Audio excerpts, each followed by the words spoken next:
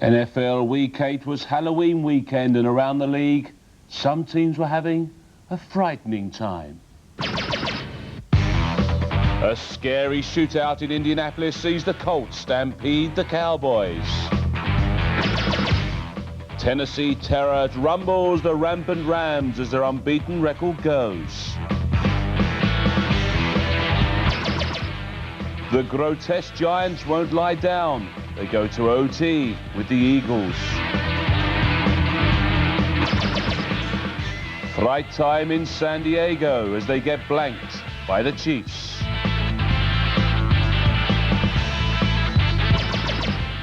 And we look forward to a homegrown Harley homecoming. Indeed, welcome along to Week 8 coverage. Mike Carlson's alongside me. He's going to be talking us through that in a moment's time. But first, Mike's got some very sad news about a genuine NFL legend. Yeah, we just found out that Walter Payton died today, the NFL's all-time leading rusher, over 16,000 yards. And the man who was nicknamed Sweetness was actually a very, very tough football player, a great runner, great blocker, great receiver. And ironically, because it was longevity and durability that highlighted his career, he 10 times in 13 seasons ran for over 1,000 yards, only led the league in rushing once in that time, and he'd wasted away to just about 100 pounds due to a rare liver disease. He needed a transplant. He'd announced 9 months ago that he was suffering from this disease and needed a transplant to survive. He never got the transplant. Mike Ditka, who was his coach in Chicago, called him the toughest football player he'd ever seen and the best football player he'd ever seen. I think my best memory of Walter Payton was watching him play quarterback. I think it was 1984, and the Bears had gone through 5 quarterbacks that season. He threw 8 passes, and if I remember right, 2 of them went for touchdowns, and a great player who's going to be sorely missed. Absolutely, yeah, real shame about Walter Payton there. OK, we'll move on to the action, Week 8, and we have our very own little enlarge. In a moment, we're going to have the worst. But first, here's the best. Tennessee was hosting the undefeated Rams, and they welcomed back quarterback Steve McNair, who gave them an early lead with a 1-yard pass to Lorenzo Neal. Neal celebrating not breaking any bones with that catch. Eddie George took a screen pass from McNair, gets a great block from number 75, Benji Olsen, and that gives the Titans a 14-0 lead. Their 2 weeks of preparation after the bye week was paying off big. Still in the first quarter, McNair added a 3rd score on a 9-yard quarterback draw, making it look easy in the first start since his injury. On the second play of the 3rd quarter, Kurt Warner hit Marshall Faulk perfectly in stride, and Faulk went 57 yards to make it 21-7. Faulk hits the end zone and then explains this is a football, in case you weren't aware. Warner bought enough time to allow himself to find Isaac Bruce open, and then it was 21-14 Tennessee. Al Del Greco's field goal proved a timely top-up for the Titans. Their lead was 10, but Warren hit Amp Lee from 15 yards out to make it 24-21.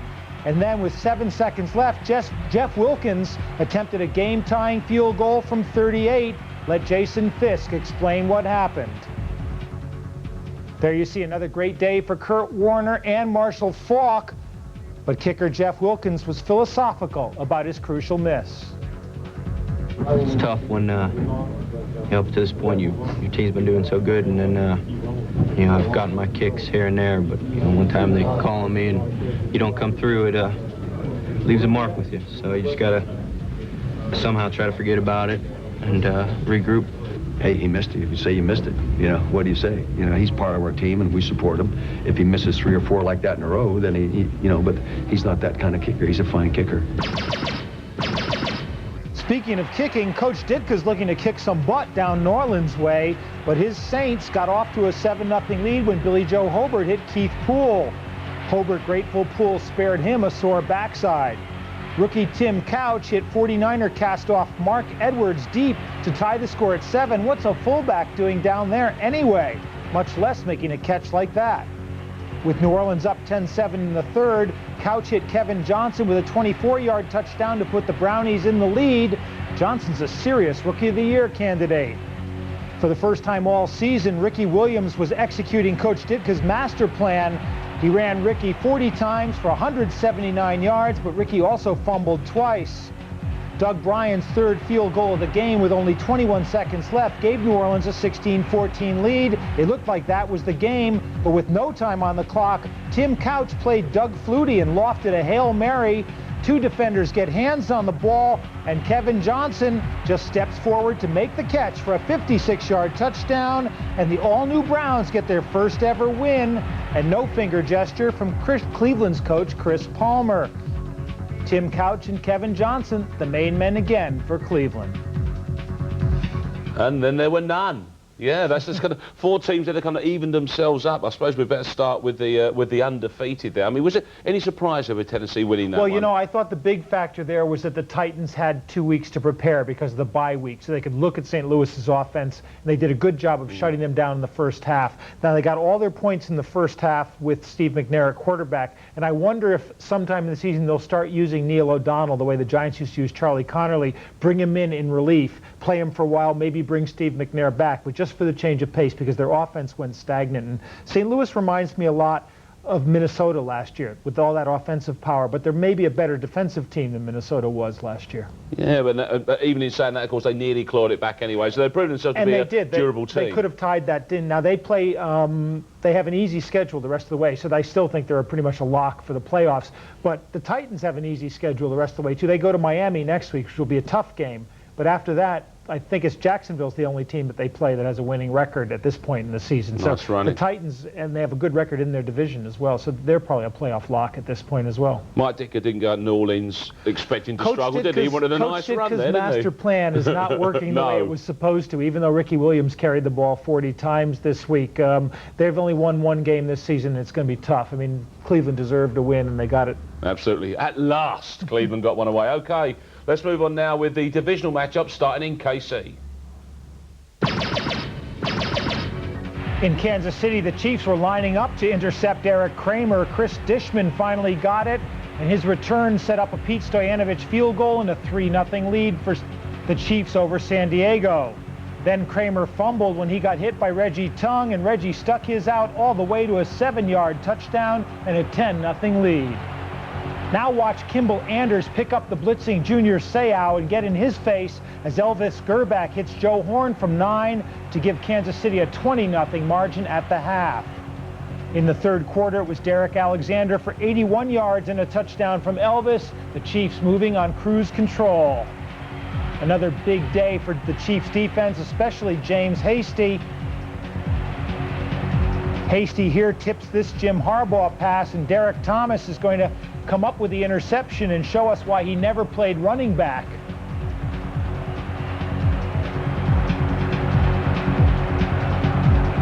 Thomas stumbles his way down, but Donnell Bennett shows him how it's done. He scores from 7 yards out.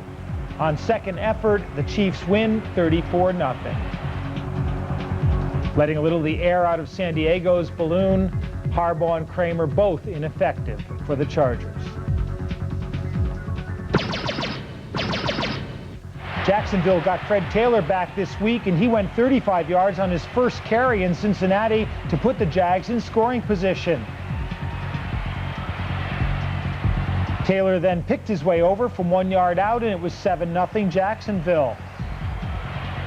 The Jags now in trips right, Mark Brunell in the shotgun, and Keenan McCardell on the receiving end of a bullet, which he turns into a 23-yard touchdown, and it must be jelly because jam don't shake that way. Brunell then hit Jimmy Smith in the second quarter to make it 24-0 Jags. Brunell would take the whole of the second half off, and so would Taylor after his first run of the second half aggravated his hamstring injury. James Stewart took over. He scored on 2 short runs in the second half as the Jags went on to win 41-10. And once again, Bruce Coslet Bengals proved the perfect cure for a sputtering offense. Huge day for Fred Taylor. Nice day for Mark Brunell. Usual day for Jeff Blake.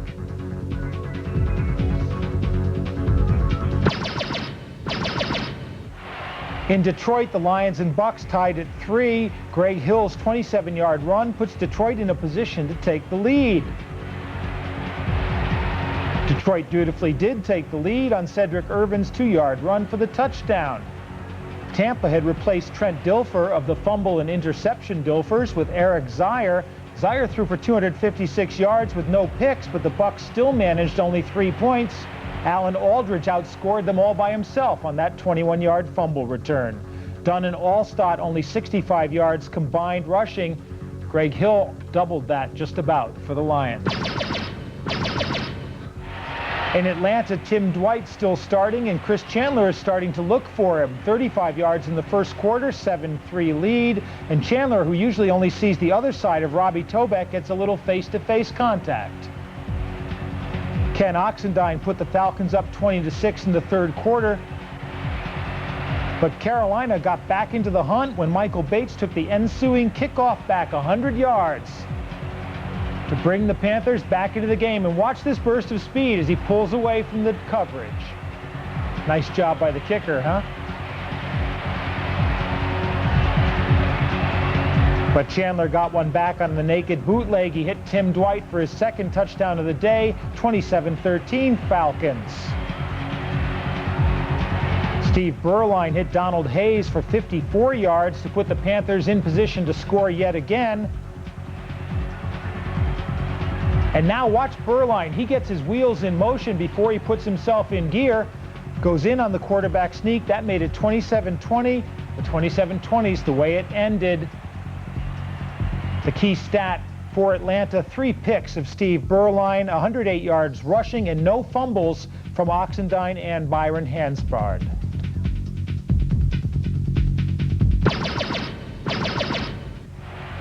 In an NFC East clash only a mother could love, Deuce Staley put the Eagles up 10-3 over the Giants.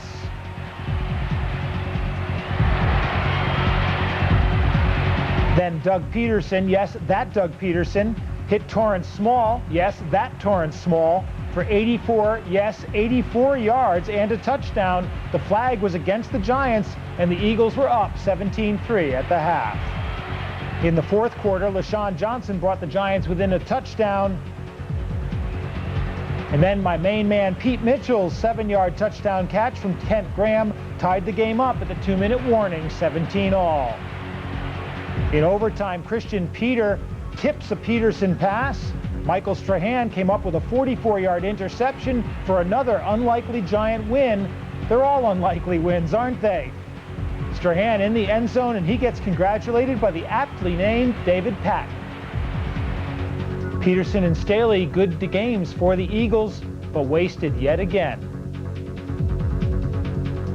And how that exactly affects the standings you'll be able to see in the second half of the programme. Michael took us through those there. You got that one, David Patton? I enjoyed every last moment there. Any good pun is a good one for me. One win on the road there for Jacksonville, and big one as well it was. But there's a couple of 3 teams going quite well. I mean, look at, well, the Giants as well, of course. How about that one? I mean, what is it with the Giants? They're 5-3, and I yeah, mean, quite. Admittedly, 2 of those wins are wins over the Eagles that they probably never should have had, and it's the Eagles anyway. But, you know, they've got a good defense that keeps them in games and, in fact, scores points and wins games for them because their offense sure isn't going to do it. Yeah, they're grinding it out, basically, aren't they? That's right, yeah. It's good to see them around, I suppose, couldn't we? I kind of doubt it. There are better teams, but the NFC is very strange this year. I mean, Tampa's another good example, a team with a great defense, no offense at all, and Eric Zier came in and Trent Dilfer his way to 3 big points for the Bucs, and the firm of Dunn and Allstott really didn't do anything on the ground. Allstott had a key fumble as well, and you know that's a team with too much talent to be playing as badly as they are. Yeah, well, as you said, we'll see when we see the standings. Everything to play for in that particular division there. Kansas City.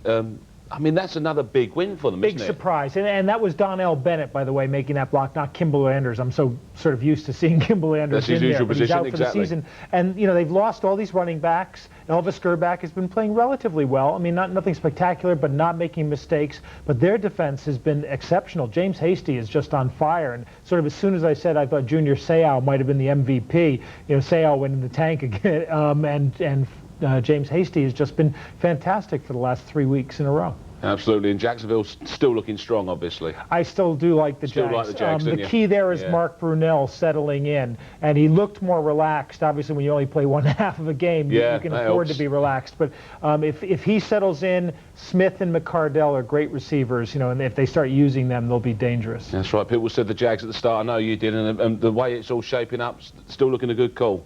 Absolutely. Okay, after the break, we've got the rest of the Week 8 action for you, plus also news of Channel 5's playoff and Super Bowl coverage. See you in a moment.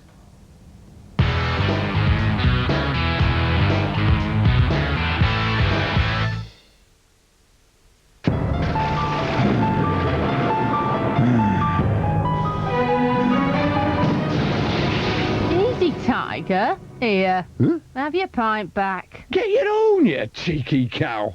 And you lot can clear off and all.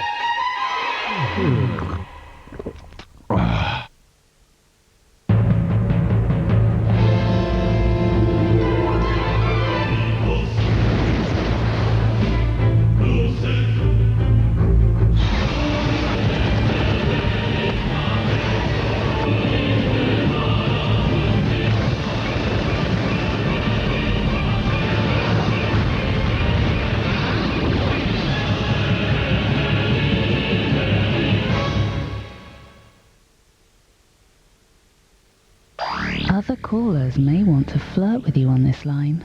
09064 789 789, the flirt hotline. Come on out of there, champ. No. Come on out of there now. No. Man, I ain't going out there to fight this guy, man. Come on out of there. Those pay-per-view people, they can just go find another sucker, because I ain't going out there. Tommy, he's a changed man. He's had counseling. I ain't going out there, man. That guy eat me alive. I ain't going. 6 weeks of training. What, are you kidding me? You got nothing to worry about. What you mean I ain't got nothing to worry about?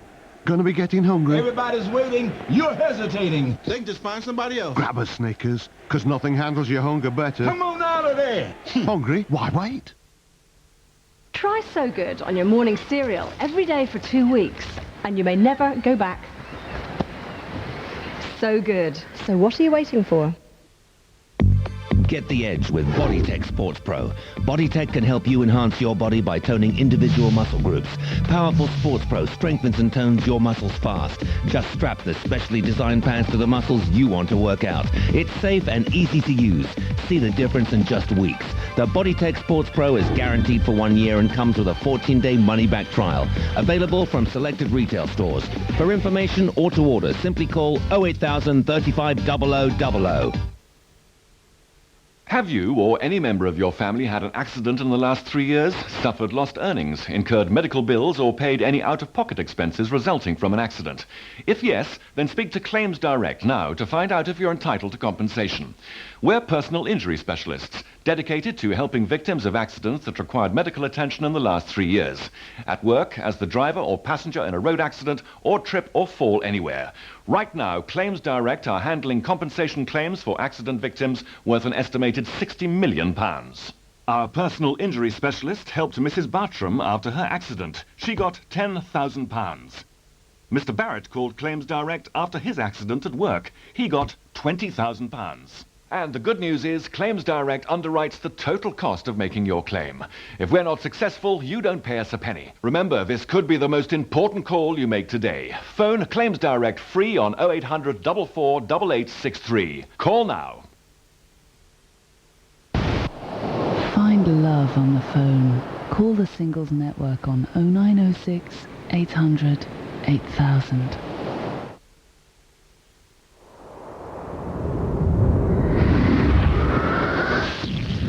Fairy with antibacterial agents now comes in lemon zest.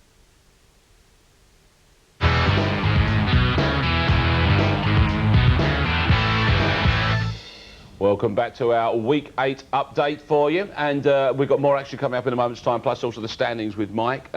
Before we get stuck into that, though, yourselves, you've been wanting to chip into this week, this season. Now, there's been plenty of information already coming in, lots of questions, mainly about the young lady we normally see in the credits.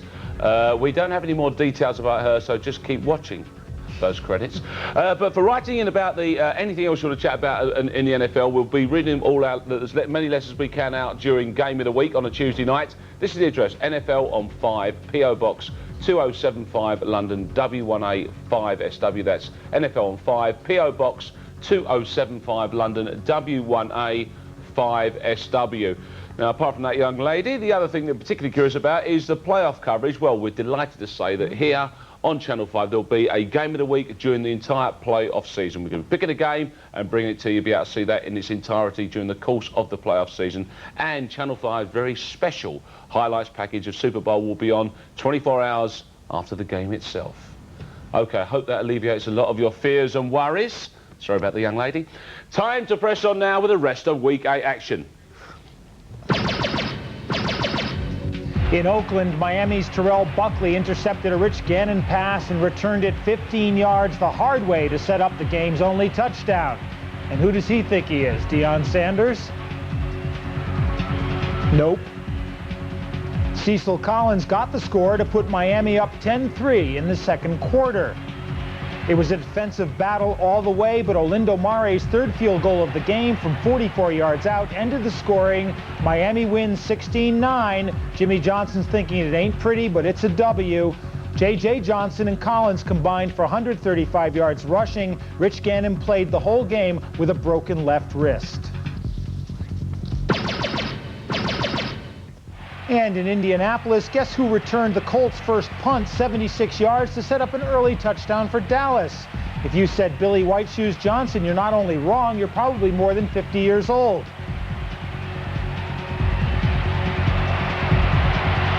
Deion Sanders' punt return set up Emmitt Smith to take it in from 2 yards out, and the Cowboys had the early lead. Dallas was up 17-6 at the half, but in the third quarter, Edgerrin James fumbled at the goal line, but Terrence Wilkins recovered to put the Colts within 3 after a 2-point conversion pass to Marvin Harrison. Sometimes the ball just bounces your way. Mike Barber hurdled Emmitt Smith to force a fumble from Troy Aikman. And then Dallas's Eric Williams decides it's time to start playing handball. Ball takes a big bounce. Williams keeps it out of the end zone. And guess who picks it up? It's Mike Barber again. And Barber sees that goal line, but he fumbles.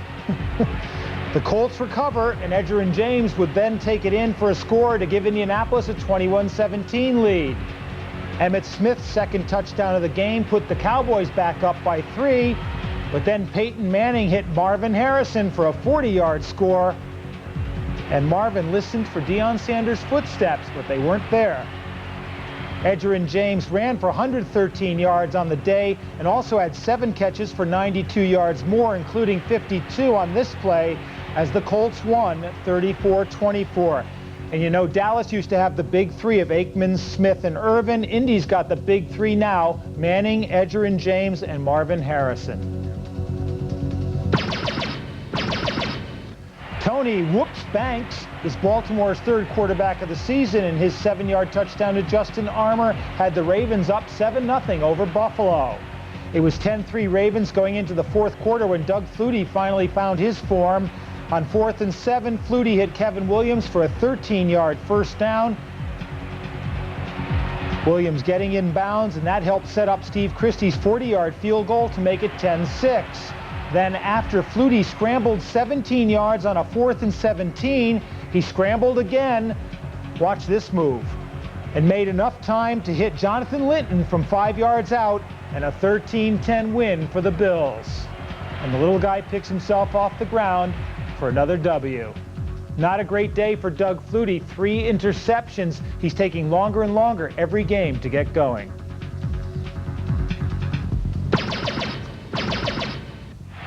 Already up 7-0 in Arizona, New England's Sean Jefferson gets a step on Tom Knight and dusts off Kwame Lassiter on his way to a 64-yard touchdown and a 14-0 lead.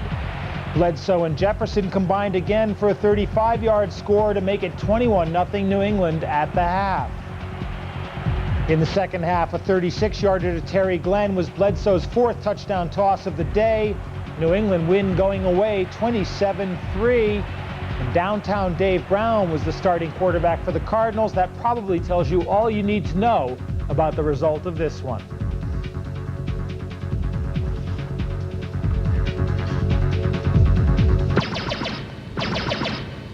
In Denver, Derek LaVille's 36-yard touchdown run gave the Broncos a 7-0 lead over the Vikings in a matchup many might have predicted for Super Bowl 34.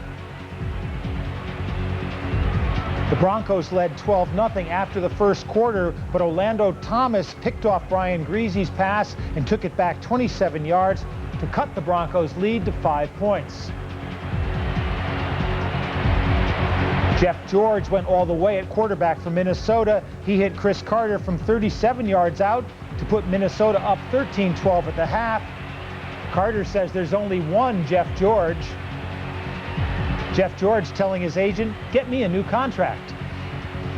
George hit Carter again, pushed the lead up to 20-12 in the fourth quarter, but Denver struck back, Greasy hitting old friend Byron Chamberlain to tie the score with a 2-point conversion.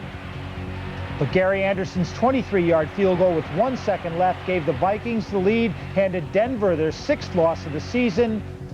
Ed McCaffrey out with a sprained knee, Derek LaVille with a pulled hamstring. When it rains, it pours in Denver. In Washington, the Redskins ran up a 31-0 halftime lead, sparked by Stephen Davis's 76-yard run on just the second play of the game. Davis is a running back, but defensive lineman Dan Wilkinson ran 12 yards more than Davis on this interception of a Cade McNown unknown soldier pass. Watch 78, Blake Brockmeyer just give up chasing Wilkinson. Wilkinson runs like he's built for comfort, not for speed. Gets a nice back-to-the-man block by 28, Darrell Green, and goes in for the score. Brad Johnson was in good form. He hits Michael Westbrook with a 13-yard touchdown just before the half. It's a good catch. It's a good catch. Then in the second half, he combined with Larry Centers on a 22-yard touchdown that made the score 38-0. The Skins went on to win 48-22. Marcus Robinson with a huge day for the Bears in garbage time, but Johnson and Davis too much for Chicago. Okay, so there's all the action for you, and what Mike will be able to do now is talk you the way through the standings, see how that's affected the leagues. And you see in the AFC East, Miami and New England, Indianapolis. You know, Indianapolis looking better and better, but the Dolphins have won 4 big games on the road, and they've won 3 without Dan Marino. In the Central, Tennessee and Jacksonville, each 6-1. Jacksonville have only allowed 69 points all season. That's the best mark in the league. And in the West, surprising Kansas City on top of that division. Their 3rd best defense in the league. Seattle's at 4th, right behind them. In the NFC East, Washington's big offense and lax defense. New York, tough defense and no offense. And Dallas, you assume, will be there somewhere around there at the end. In the Central, Green Bay, of course, play in our Monday night football game. Tampa Bay at 3-4. They've scored only 91 points all season. That's a tough division to call right now, but Detroit is the informed team. And finally, St. Louis. Fred Miller called for 5 false starts and 2 holding penalties against Javon Curse in that loss, but they're not going to be challenged by any team in this division the rest of the way. There you go. Officially halfway there. I suppose at this point it is now looking forward to not so much what's happened, is more what the run-ins for teams. You look at like AFC Central, NFC East, that becomes a big factor, doesn't it? Yeah, I mean, the AFC East, I think, is just a great division because Buffalo's got that great defense, and sooner or later they may start to get it on offense. New England has been very sketchy, but they keep winning games. Big play capability. Like I said, Miami's been very, very impressive, winning without Marino and winning on the road. And I just think the Colts, you know, they could have won the games they've lost, and they could be a real factor in this by the end of the season.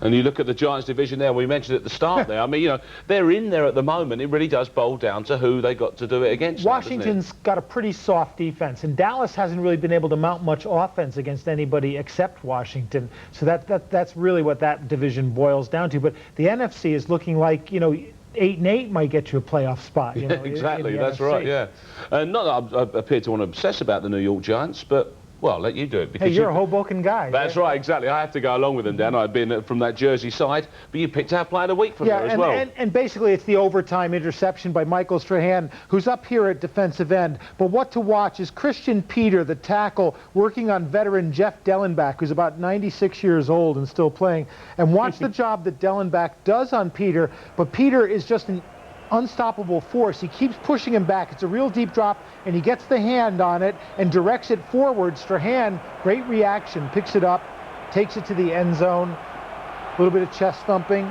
Ooh, that's me. Yeah. But the key thing about that play is that Christian Peter has now established himself as the most accurate passer on the Giants staff.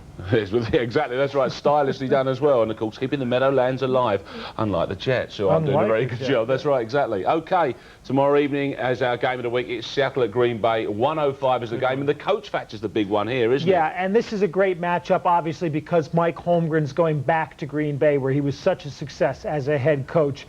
And, you know, he's doing a great job in Seattle. They're coming around slowly, and if they had Joey Galloway, I think they'd really be dominating that AFC West. But as it is, their defense is playing really well, and he's got John Kitna at quarterback, who he loves, and he thinks Kitna is basically a new Brett Favre. And of course the problem is he's going into Green Bay, where it's always tough to win, and Green Bay has the old Brett Favre, and you know there is the original is still the greatest, you know, and Favre still does things that no other quarterback in the game can do, you know, and can win a game all by himself. He's about to set the record for most consecutive games played, which is amazing as well when you consider the beating that he takes. But as long as he's playing offensively, Green Bay is going to be tough. Their offensive line has given them problems. They could use another receiver, but they've been in that position for a couple of years. Bill Schrader, the ex-NFL Europe guy, has actually come through pretty well for them.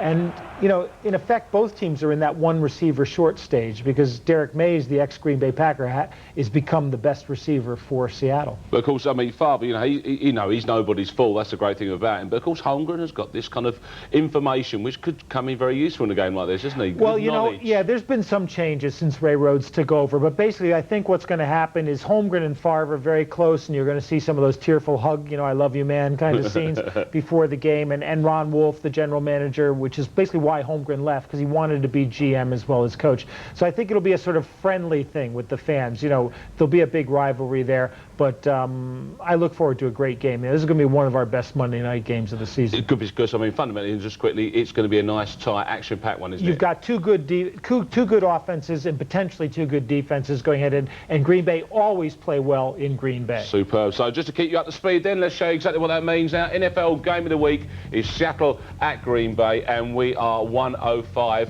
tomorrow evening. Okay, after the break, we've got the final round of the FedEx Champ Car Series for you. Dario Franchitti goes into that one with a chance of winning from Scotland, of course. It was run last night, Fontana, California. Now, as you may have heard, 24-year-old Canadian Greg Moore tragically was killed in that race. At the start of the race, you're just going to get a glimpse of that. You'll be delighted to hear. It's only a small glimpse, but there will be a tribute to the driver. And, of course, this is on the evening when, sadly, Walter Payton was lost. Good night. You know.